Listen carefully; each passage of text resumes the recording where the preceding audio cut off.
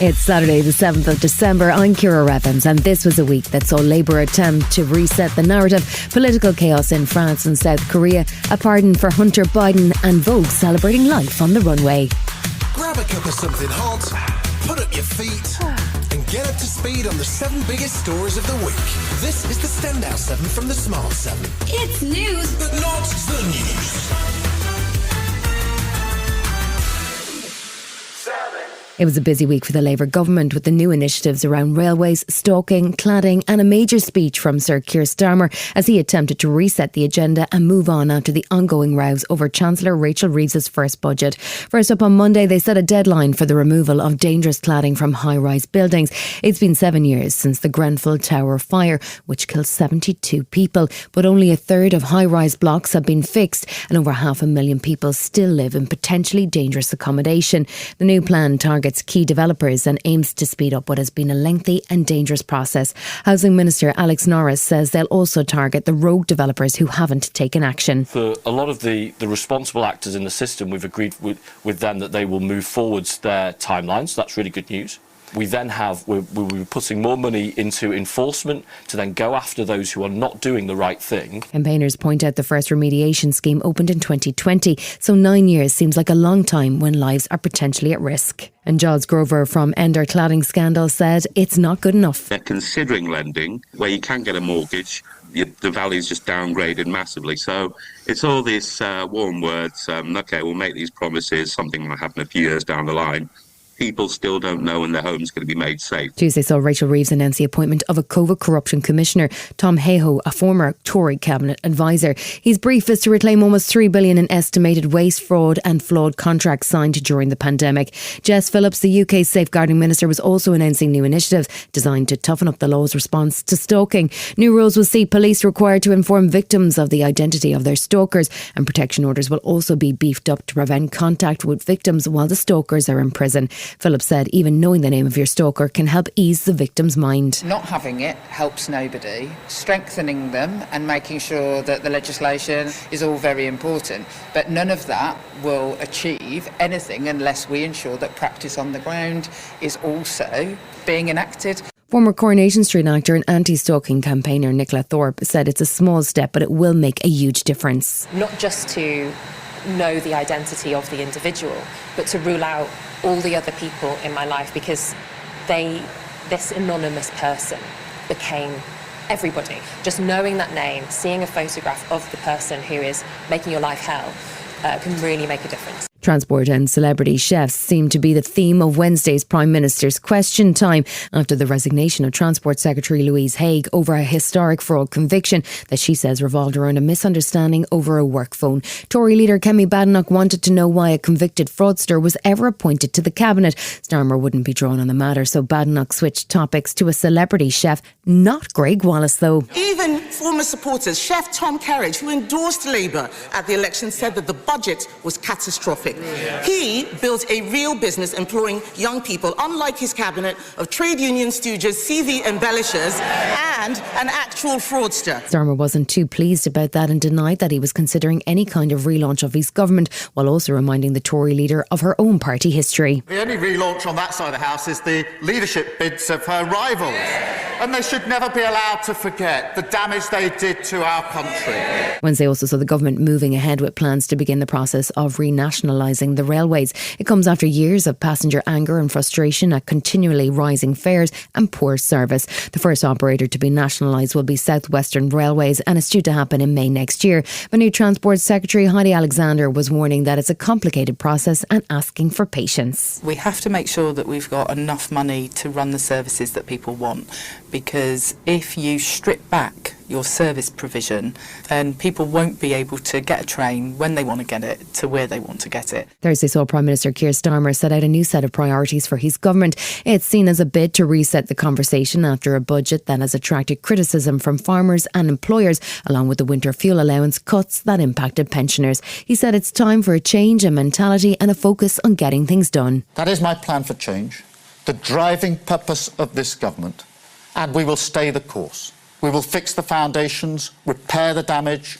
reform government and rebuild Britain through the power of change. He announced 6 new milestones, which included higher household income, house building improvements in the NHS, education, clean power, and a new plan to put police on the streets. There were immediate questions as to why migration was not on the list, but Home Secretary Yvette Cooper said this is not about migration targets, but about a new focus on policing. We've got this real persistent problem with criminal gangs that have been allowed to take hold along the channel, undermining our border security and putting lives at risk with these small boat crossings. We're determined to go after the criminal gangs, and that's also part of the plan for change. The reaction to Labour's new vision was mixed. Starmer delivered it from Pinewood Studios, making a joke about Kemi Badenoch's working class job at McDonald's and suggesting if he stayed on for long enough, he might be offered the role of James Bond. Badenoch says the speech showed that Labour had not been ready for government. One of the major themes was a focus on neighbourhood policing and adding 13,000 more bobbies to the beat. But Tory Shadow Home Secretary Chris Phillips says there's nothing particularly new in that either. Clearly, I support having named contact officers, but it's not a particularly new thing because every ward in my constituency in London has a safer neighbourhoods sergeant who's in charge of that ward team and is available to and contactable by the public. Former HM Inspector of Constabulary and Fire and Rescue Zoe Billingham says the idea of a more locally focused police force is a tried and tested one that got swamped by Tory cutbacks. We know that that's worked in the past. It worked in the 2000s. It got completely eroded during austerity. And I think this is really good news. It's a tried and trusted approach to policing that puts neighbourhood policing in the heart of the communities.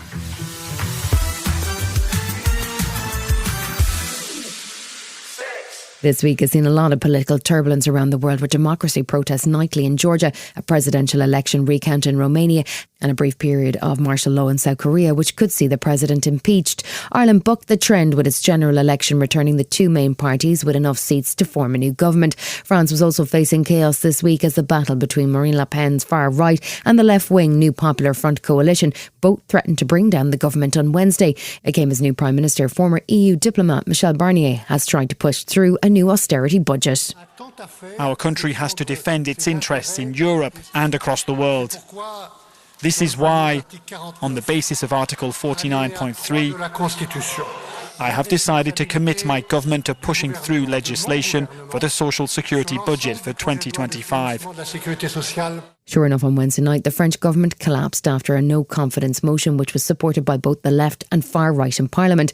Veteran EU diplomat Michel Barnier set a new record for the shortest term of any Prime Minister since the beginning of France's Fifth Republic in 1958. No new elections can be called until the summer, so President Macron will have to intervene to find a solution. Assembly member Claire Lejeune says the problem is bigger than Parliament. We believe the heart of the problem is actually with Emmanuel Macron and his way of using our constitution in a very radical, anti-democratic way. The only way to stabilise the situation would be to have another presidential election. President Macron addressed the French people on Thursday night, pledging to find a new Prime Minister, but definitely not accepting any suggestion that he himself should resign. The mandate that you democratically entrusted to me is a 5-year mandate, and I will exercise it fully until its end. Because the planet is moving forward, because the challenges are numerous, and because we must be ambitious for France, we cannot afford division or inaction. Events in France appeared relatively calm compared to this week's events in South Korea. It started on Tuesday when President Yoon Suk-yeol declared emergency martial law, accusing the parliamentary opposition of paralysing his government and siding with North Korea. The president has been struggling with low approval ratings after a series of scandals and a parliament controlled by the opposition. But his move on Tuesday took allies and the nation by surprise. He reluctantly agreed to lift the ruling hours later as protesters began to gather outside parliament and lawmakers voted against the move. South Korean opposition leader Lee Jae-myung said the president should resign or face impeachment. President Yoon Suk-yeol betrayed the people. His illegal emergency declaration is invalid. From this moment on, Yoon Suk-yeol is not the president of the Republic of Korea. Six opposition parties submitted an impeachment motion which will be put to a vote on Saturday, and his own People Power Party have shifted position despite initial pledging to block the move. They were suggesting on Friday that he should at least be suspended. The US government, which has 30,000 troops stationed in South Korea, were alarmed by the hasty decision to declare martial law and expressed relief that Suk-yeol eventually backed down. It's thrown into doubt a planned visit next week by US Secretary of Defence Lloyd Austin, and former MP and security analyst Tobias Elwood said it's a deeply worrying situation with North Korea ready to take advantage of any instability. My concern is what will North Korea do about this, because when your adversary is going through problems, you take advantage of that. And if we don't have a president in place, and there are other positions as well, what's going to happen there as well? The Americans are particularly nervous.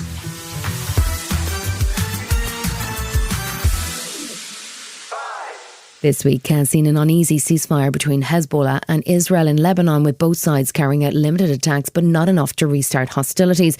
Meanwhile, Syrian rebels have seized control of most of Aleppo, the country's second largest city according to the Syrian military, and moved on to capture the city of Hama. Hundreds of people, including over 20 civilians, have been killed since the offensive began, and it's thought to be the largest assault on the Syrian government in years. In response, Russia launched airstrikes across parts of Aleppo for the first time since 2016.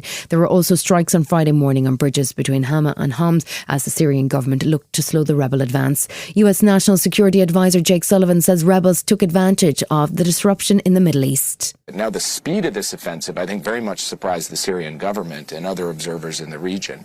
But the fact that we've seen activity in Syria, that is something that is the natural result of those adversaries ending up in a weaker strategic position. There was controversy on Thursday as Amnesty International published a report into Israel's war on Gaza that found Israeli forces had brazenly, continuously and with total impunity unleashed hell on the local population. The conclusion was that the Hamas attacks which sparked the war were atrocities. They could not justify what was described as genocide. The local Israeli office of Amnesty disagreed with that finding but did agree that serious crimes were taking place which need investigation. The Israeli reaction was immediate, with the Foreign Ministry describing the report as entirely false and based on lies. Amnesty International Secretary General Agnes Callamard said the conclusions are clear and evidence-based. We looked at the entire context, one of apartheid, dispossession, military occupation, and the only reasonable conclusion we could make is that Israel intended to commit genocide.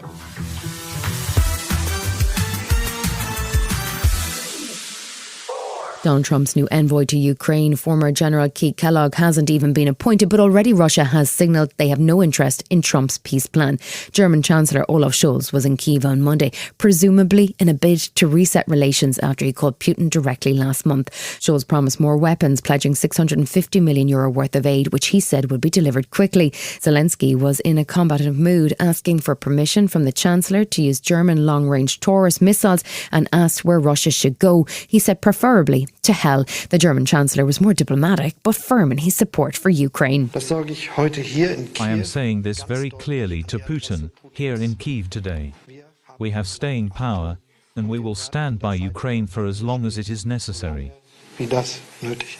This week saw the US commit to delivering what National Security Advisor Jake Sullivan called an avalanche of military aid for Ukraine before President Biden leaves office. The latest batch, worth over $700 million, includes more anti-personnel mines, missiles and artillery shells. The Biden administration is trying to get as much as possible of the $7 billion of aid allocated to Ukraine by Congress delivered before Donald Trump takes over.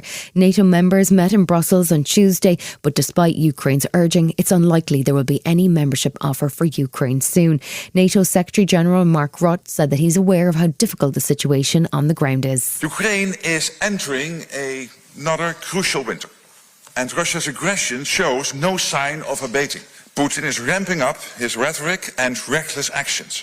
Putin is not interested in peace. Estonian Minister for Foreign Affairs Margus Tsahkana, who is also in Brussels, says whether or not there is a membership application, NATO members must be consistent in their support for Zelensky. Ukraine is fighting heavily.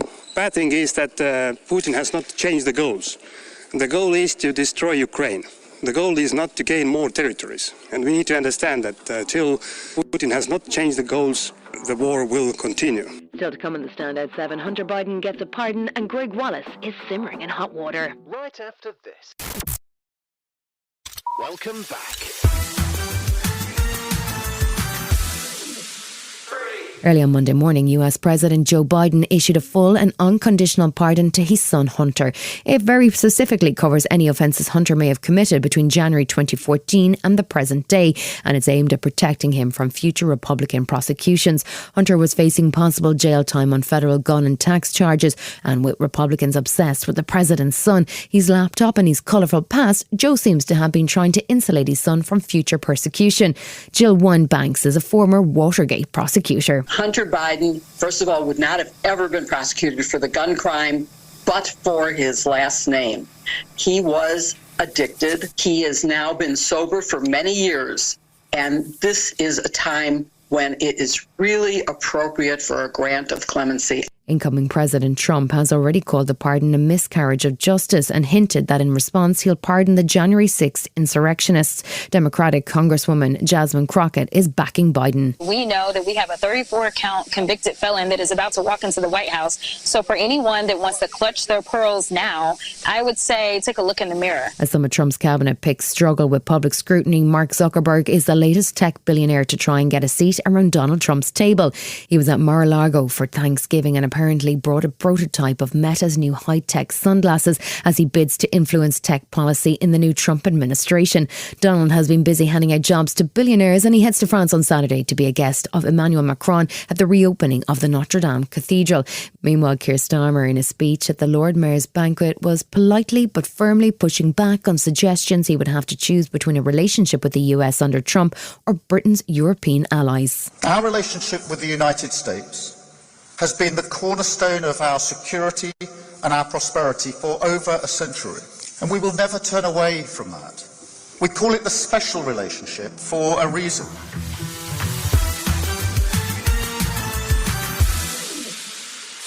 Celebrity chef Greg Wallace has been front page news all week as the row over his behaviour on set spiralled into a massive public debate. He stepped back from his role on MasterChef last week following a string of complaints about his behaviour from 13 people who worked with him on a range of shows over a 17-year period. Last Saturday he released a video addressing the allegations where he shifted the blame onto his accusers. I can see the complaints coming from a handful of middle-class women of a certain age, just from Celebrity MasterChef. Channel 4's former head of news, Dorothy Byrne, was quick to call him out. He is a man of a certain age, the age when dinosaurs roamed this earth. Does he think that young women want to hear rape jokes? The BBC has now pulled 2 Celebrity MasterChef Christmas specials, and Wallace apologised for his remarks about middle-aged women. But the complaints keep on coming, including from former MasterChef contestant Melanie Sykes and a sign language interpreter at a MasterChef live event. Newsnight aired new allegations from Wallace's ghostwriter who worked with him in 2012, Shannon Kyle. She says his behaviour was appalling and she's amazed it's taken so long for the truth to emerge. I couldn't believe that it's taken this long. I'd almost sort of completely given up hope that one day the reality would come out. It's like he's been, shielded. In many ways the BBC have been complicit by making him this larger-than-life character. I mean, the stuff he said to me, that isn't cheeky Barrow boy Cockney humour. That's revolting misogyny.